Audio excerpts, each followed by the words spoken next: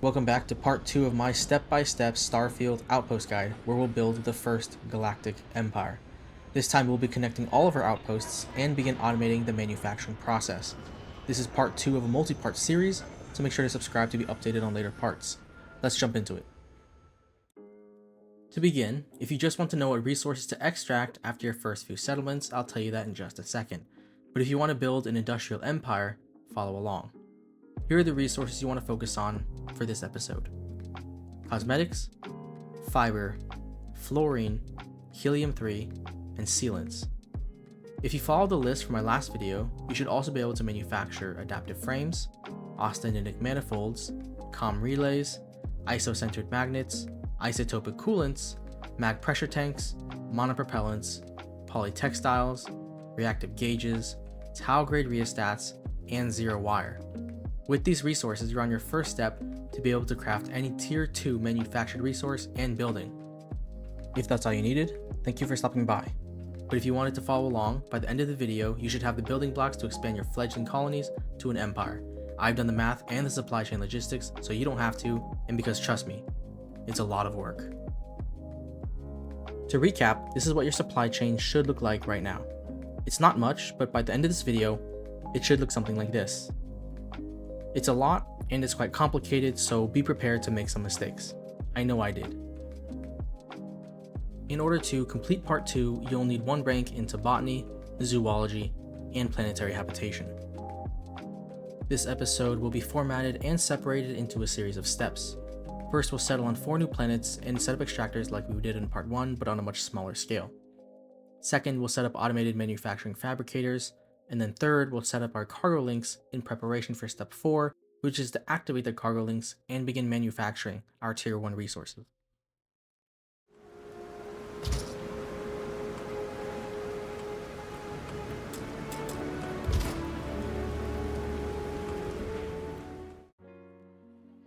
Of the 4 additional outposts that planetary habitation gives us, we're going to be using all 4. Here's a list of the planets and the resources to look for on each. In the frozen mountains of Beta Marais 1, find an outpost location with a lot of open land. You can also try to have a deposit of argon for optional personal extraction if you wish. The outpost will mainly be used for farming cosmetics and lubricants. In order to farm cosmetics, you'll need to fully scan the burnt poke leaf in the rocky desert, mountain, or plateau biomes.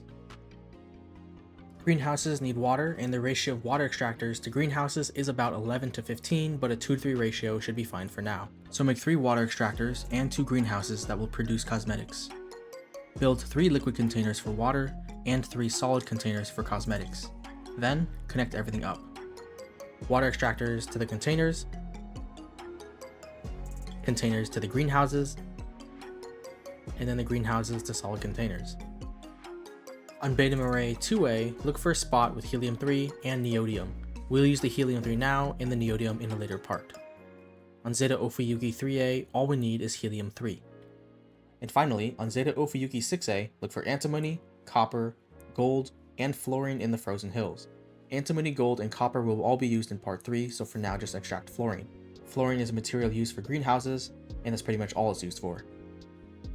In addition to new outposts, we'll also be adding production chains to a few we already have. On Zeta Ophiuchi 1, we're going to make greenhouses that produce fibers and sealants. To extract water here, we're going to use water vapor extractors instead of liquid extractors. The extraction speed is about the same, so the ratios are the same as well. So a total of 4 greenhouses and 6 water vapor extractors should do. 2 greenhouses for fibers and 2 for sealants. Then connect them up as we did before. In order to farm fibers, you'll need to fully scan the sweet root plant, which is available in the swamp, deciduous forest, and tropical forest. And to farm sealants, you'll need to fully scan the atlas weed, which is available in the deciduous forest and mountain biomes. And finally, on Jaffa 4A, build a helium-3 production extraction line.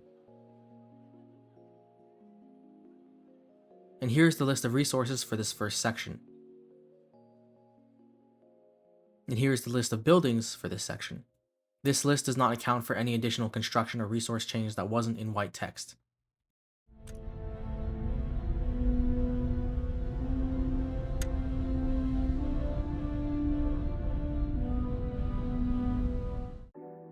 The next step is to build our Tier 1 automated manufacturing machines, the simple fabricators. We're going to have one for every manufactured resource, so 11 in total. The ratio of raw resource extraction versus manufacturing consumption is about 11:1, meaning 11 resource extractors for every fabricator when using Tier 1 extractors. So really, don't worry too much about optimizing the system for now. I'll get into why, but it's a few reasons. The first reason is that we'll unlock more efficient extractors later, so it isn't that useful in the long term. But if you just wanted the resources to pump out, then feel free. You'll see at the end of the video that production might seem to stagnate due to insufficient raw resources, so you might be inclined to build more extractors, but that's because there isn't any consumption of the end product just yet. They will eventually build up, which will refill your raw resource supply. The second reason is because the system is a little buggy in its current state. I'll explain more in detail later, but for now, just know that because we don't have a point into outpost management, there's going to be some finicky behavior. Here's the list of planets that will be our manufacturing hubs. Beta Marae 1 will make polytextiles, Jaffa 1A will make adaptive frames, austenitic manifolds, mag pressure tanks, and monopropellants. Jaffa 2A will make isocentered magnets and comm relays, and Jaffa 4A will make reactive gauges, tau-grade rheostats, and zero wire, and Jaffa 5A will make isotopic coolants.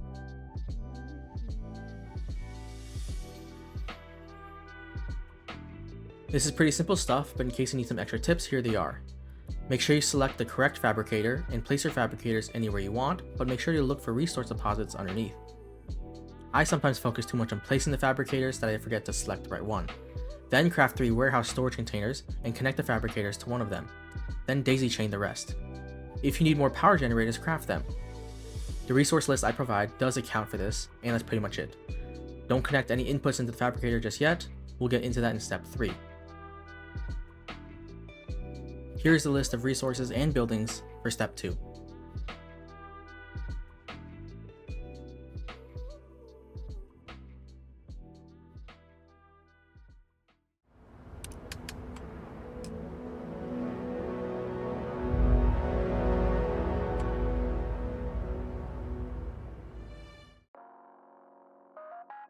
For part 3, what we're going to do is build the cargo link buildings and a few storage containers for imports and make the connections between containers. Don't worry too much about the trade route connections, just build the cargo links and the associated storage containers. Then once all the groundwork is laid, we can finally connect the imports to all our planets.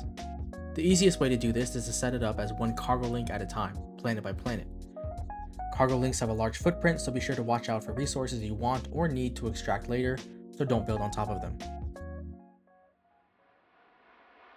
On Zeta Ophiuchi 3A, we need a single normal cargo link that exports helium-3, so build a normal cargo link and connect the helium-3 you're extracting to the export node.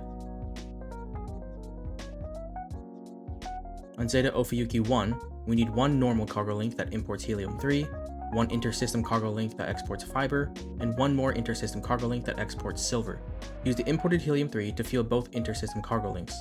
There won't be any helium-3 until we activate the trade route, but connect them in preparation. When importing resources, what I do is build a storage container as a buffer for buildup and funnel the imports into it. And in part 4, we'll connect the buffer to our fabricators. On Beta Marae 2, we need 2 normal cargo links that both export helium-3. On Beta Marae 1, we need one normal cargo link that imports helium-3 and one intersystem cargo link that imports fiber. Use that imported helium-3 to fuel the intersystem cargo link. On Beta Marae 3, we need one normal cargo link that imports helium-3 and one intersystem cargo link that exports ionic liquids. Use the imported helium-3 to fuel the intersystem cargo link. Jaffa 4A can be a little bit difficult, so I'll do my best to explain. On Jaffa 4A, we need one intersystem cargo link importing silver, one normal cargo link exporting both aluminum and reactive gauges, and one normal cargo link importing copper and then exporting helium-3 and tau-grade rheostats. That's 3 resources in a single cargo link. Use the helium-3 produced here on Jaffa 4A to fuel the intersystem cargo link. We aren't producing any reactive gauges or tau-grade rheostats yet, so just connect the storage containers of where they would be stored after being manufactured to the export nodes. On Jaffa 5A, we need one normal cargo link importing helium-3 and tau-grade rheostats, and exporting copper. we need one intersystem cargo link importing ionic liquids, and one more normal cargo link exporting the tau-grade rheostats we're importing. What I do is I build a buffer for the rheostats and then link the buffer directly to the export node of the last cargo link. Use the imported helium-3 to fuel the intersystem cargo link. On Jaffa 1A, we need one normal cargo link that imports aluminum and reactive gauges, and one more normal cargo link importing nickel. On Jaffa 2A, we need one normal cargo link that exports nickel, and one normal cargo link that imports tau-grade rheostats. In case my graphics were hard to understand, here's me setting up Jaffa 5A. First, I find a spot away from any resources I intend to extract, and place my cargo links there. Then I know I'm going to be importing helium-3 and tau-grade rheostats, so as a buffer, I build a gas storage container and a warehouse storage container for them to be imported into. Because I know it exports copper, I move my copper storage container nearby and connect that to the export. Then I build an intersystem cargo link to import ionic liquids. I use the helium-3 I imported to fuel the intersystem cargo link. Because I know I'm importing ionic liquids, I build a liquid storage container to funnel it into, and I build one more cargo link to export the tau-grade rheostats that we're importing. Now your cargo links should all be hooked up and ready to import and export all the necessary resources to start automated manufacturing. Here's the full list of resources you'll need to complete this section and the buildings you'll use.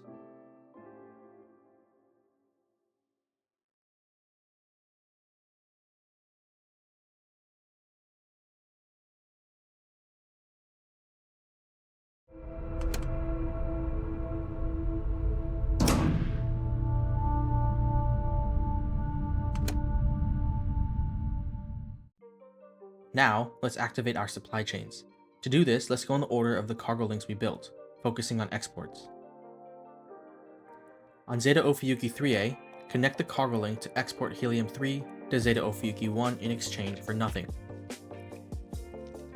On Zeta Ophiuchi 1, connect the fiber exporting cargo link to Beta Marais 1 in exchange for nothing.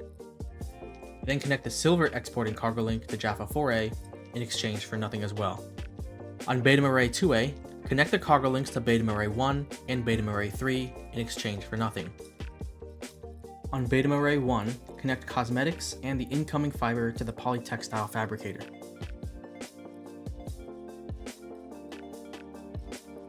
On Beta Marais 3, export the ionic liquids to Jaffa 5A in exchange for nothing. On Jaffa 4A, connect the aluminum and reactive gauge exporting cargo link to Jaffa 1A in exchange for nothing. It'll show aluminum as the outgoing resource, but that's because we aren't making any reactive gauges just yet. Then connect the helium-3 and tau-grade rheostat exporting cargo link to Jaffa 5A in exchange for copper. Now connect aluminum to the reactive gauge fabricator, connect beryllium to the tau-grade rheostat fabricator, then connect the incoming copper to the reactive gauge, tau-grade rheostat, and zero-wire fabricators.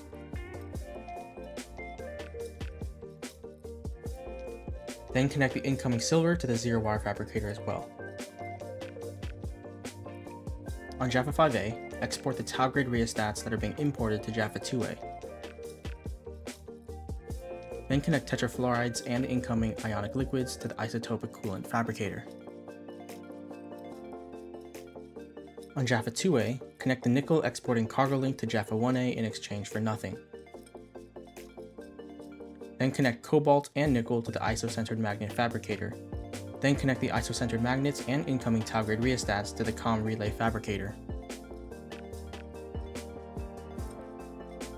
On Jaffa 1A, all the trade networks are already set up, so connect the incoming aluminum to the adaptive frame and mag pressure tank fabricators. Then connect the iron being extracted there on Jaffa 1A to the adaptive frame and austenitic manifold fabricators. Then connect the incoming nickel to the austenitic manifold and mag pressure tank fabricators. Connect the incoming reactive gauges to the austenitic manifold and monopropellant fabricators. Connect alkanes and mag pressure tanks to the monopropellant fabricator. Now I have some good news, and I have some bad news. The good news is, if you did everything correctly, then you're all set up and should be manufacturing all the tier 1 manufactured resources. The bad news is, we'll be disconnecting half of it in part 4. That's because not all of the tier 1 manufactured resources are used to further tier 2 or tier 3 manufacturing, but what we just did has allowed us to build a stockpile of construction material which we'll need later. If you have any questions or I didn't explain something well enough, please do feel free to ask them in the comments below. In the description, I've also linked to some resources that might help. For part 3, you will need outpost engineering and outpost management at rank 1, and planetary habitation at rank 2. Thank you guys for watching, and if you liked the content, please consider liking, and I will see you guys in part 3. Bye bye now!